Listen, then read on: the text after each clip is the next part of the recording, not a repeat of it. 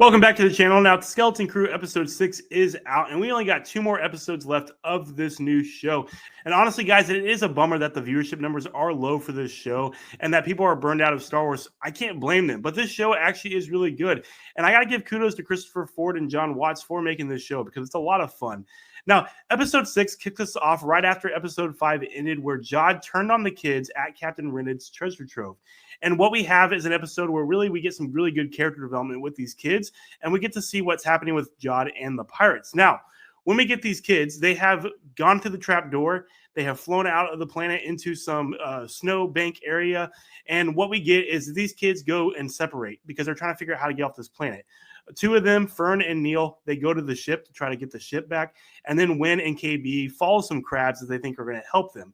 Now, what's interesting here is that the Win and KB part is really good character development. We get Win, who ends up being able to be a hero in this situation and gets a little bit of character arc here and loses some of his fear. And then KB, we learn a little bit more about her character and learn that she is actually a cyborg, that's not just a visor thing. She actually is part human and part cyborg.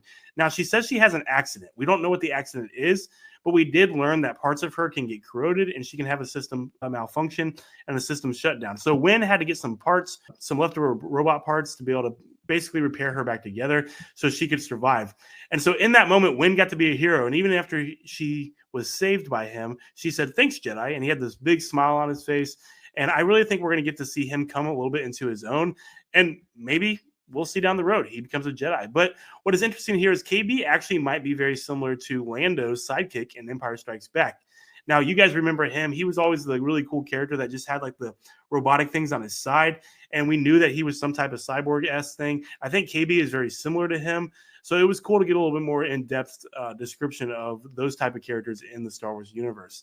Now, on the flip side, Fern and Neil, they went to go find the ship. They ended up getting this into a mess because the robots were taking the ship and trying to dump them in the scrapyard. And they ended up back together with Win and KB, and their ship was about to be eaten by this big trash compactor thing. And the really cool scene in this show is when they basically saved the day, were able to get away, but they ended up pushing the button that SM-33 said not to push in like the second episode. And that actually ended up blowing up the hole and the actual part of the ship coming out of what we've been used to seeing with the Onyx Cinder. And this ship, honestly, guys, is one of the coolest ships I've seen in Star Wars in a long time. And it reminded me a lot of the ship that Cal Kestis had in the Jedi Survivor, the Jedi Fallen Order games, because it was just very sleek, very silver. And I think this is going to be really cool to watch in the next 2 episodes. Now, the flip side of this episode, we got to see Jod being taken captive by the pirates, which was a lot of fun because we haven't seen the pirates in a little bit. We haven't seen a lot of what's going on with them since episode 2. But this was my favorite part of the episode because we really got to see Jude Law's acting shine here.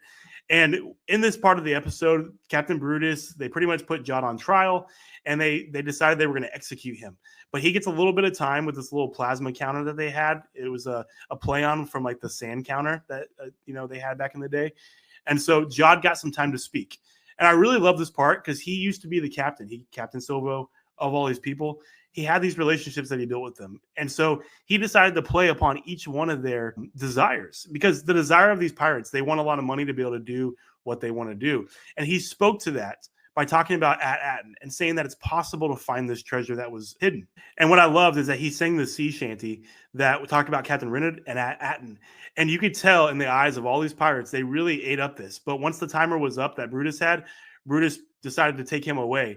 But he said, if At-Atten does not have what you say it has, you will be executed. You will be thrown out into space. And so I'm really looking forward to seeing what happens here. But I think that he's playing them. I think he knows more about what's going on here on At-Atten than they do. And we didn't see the lightsaber that he required at Captain Rennett's treasure trove. So I think the lightsaber is going to come into play. We're going to get to learn more about his Jedi background here. So looking forward to that. But really, that was the point of the episode. It was really some good character development and getting to set the stage for the last 2 episodes. Now, many people would probably think this episode's filler, but I do think that it had a part to play with the larger story setting up for the last episodes of the show. So let us know what you think in the comments. Did you like this episode? Do you think the show is still going strong, or are you tired of it already? We would love to know. So like this video, subscribe to our channel, and we'll see you in the next video.